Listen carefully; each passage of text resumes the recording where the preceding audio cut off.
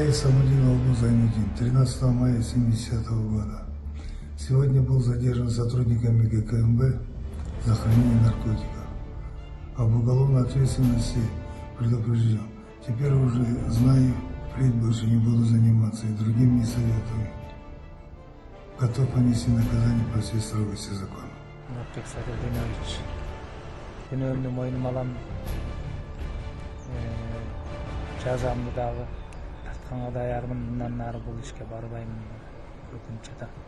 Я Пашаев Зухраб Османович, 91 года рождения, уроженец Чуйской области, Скатинского района. Обязуюсь впредь не употреблять, не распространять наркотические средства, а также поддерживаю политику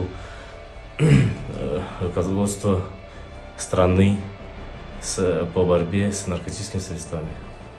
Я Хусамбаев Камалджан Рахимович, 1980 года рождения, уроженец села Беловоз Московского района.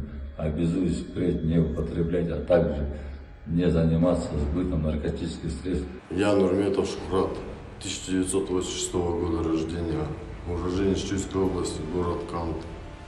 Впредь обязуюсь не употреблять, не распространять наркотические вещества. Также поддерживаю политику руководства страны по борьбе с наркобизнесом.